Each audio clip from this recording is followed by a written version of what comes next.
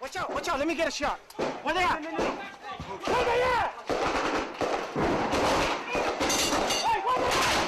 Where is it? Where they at? Shooting from in there. There were a number of journalists embedded with the US Marines as they embarked on the battle for Fallujah in November of last year. One of those reporters was Kevin Seitz from the American network NBC. This morning, the Marines seemed to come into the city unopposed.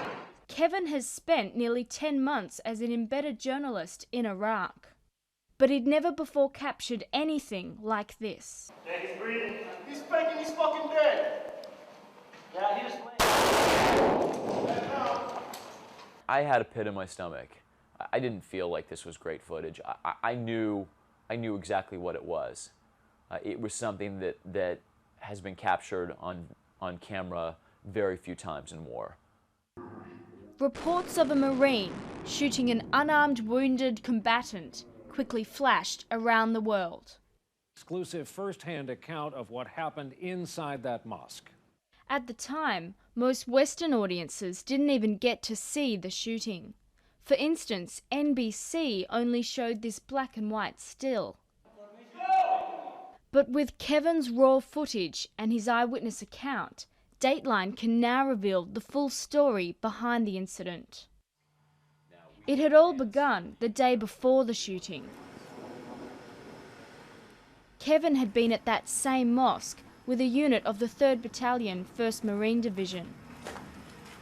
As the US troops fought their way into the mosque on that Friday, they had killed 10 out of 15 suspected insurgents. Yeah, we gotta fucking put 2 in each bag.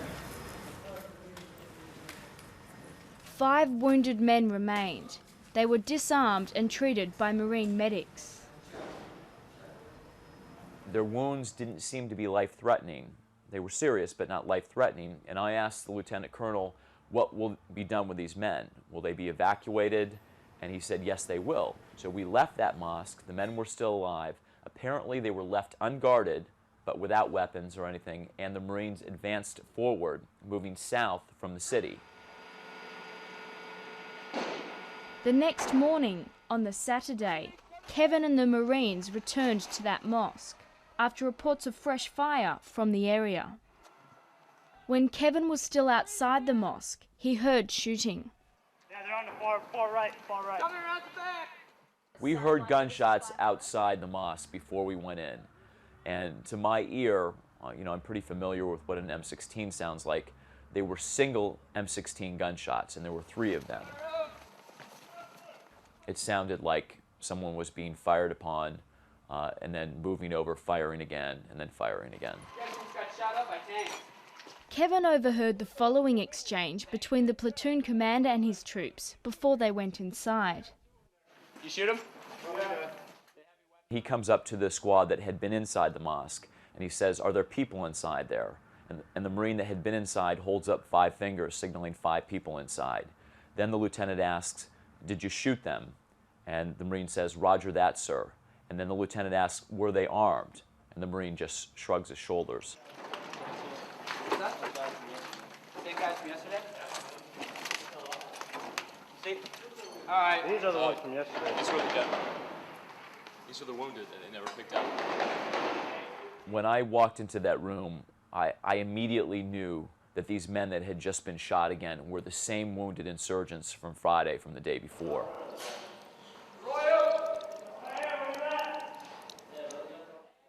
So apart from the shooting Kevin captured on camera, he believes these other unarmed wounded men were also shot that day.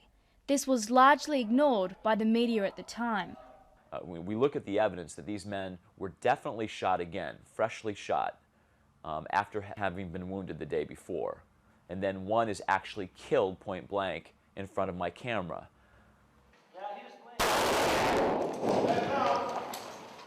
After capturing that image, Kevin discovers that this man is still alive. What happened? No, I know. صوبت هناك وتكلمت معاكم عند التصوير البارحة هنا أنا والمجموعة كلها منطقتكم معلومات.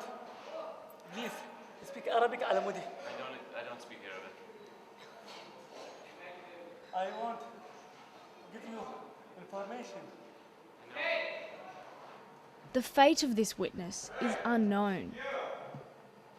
I felt at that moment, I wish I hadn't been there. I wish I hadn't been in that spot at that time, just because I knew the responsibility that I would have at that moment on. An important part of this mission is Having been embedded with one particular Marine unit for 6 weeks, Kevin had become very close to the men. But things changed dramatically after the shooting. It was a really dark time. I had time after this incident where I was moved to the rear from the front lines. I had to leave my unit. But the reaction from back home was much worse.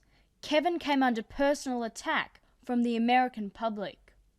I spent my days poring over thousands of hate mails and death threats every day. They were calling me a traitor, liberal media scumbag, hope that the next piece of video we see out of Iraq is your severed head on your back, hope some Marine frags you over there, hope the insurgents kill you, everything that you can possibly imagine. I'll be honest with you, there were times where I really felt like I wanted to destroy that tape and not release it to the public. The controversy over Kevin's footage has fed into a growing debate about how the American media reports home from the war in Iraq.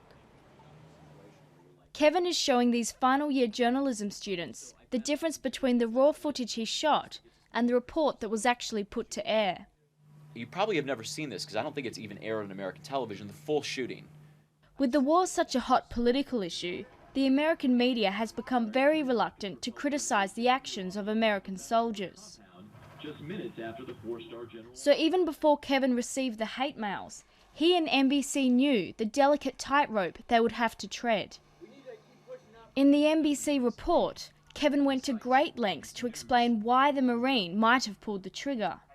These U.S. Marines have had to fight for nearly every inch of ground taken in Fallujah.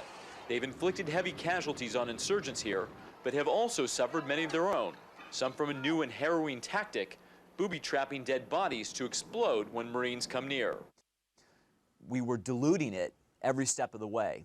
A lot of the mitigating circumstances we had to say over and over again. You know, you got shot in the face, they booby-trap bodies. In fact, we didn't start with the shooting at all. We talked about X, Y, and Z and backed into it.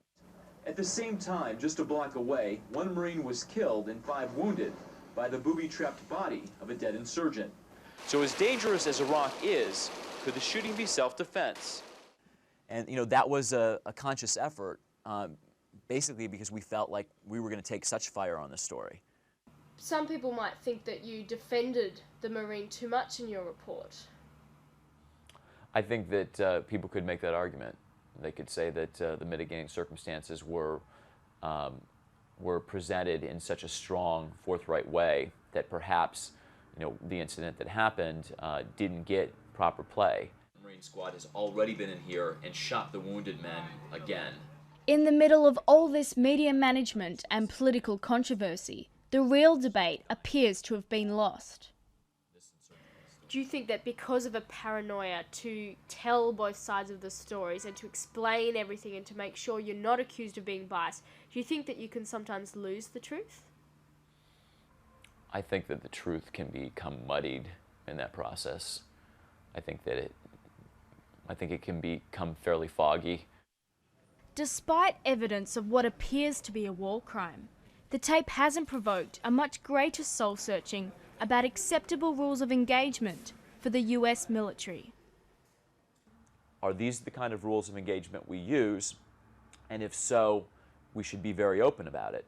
Are we willing to live with the fact that they may do the same thing to US soldiers and US Marines, and potentially those kind of rules of engagement, will they lead to other repercussions for us in society? Will they create more terrorist acts because people feel that we're behaving unnecessarily violent or barbaric, you know, in war?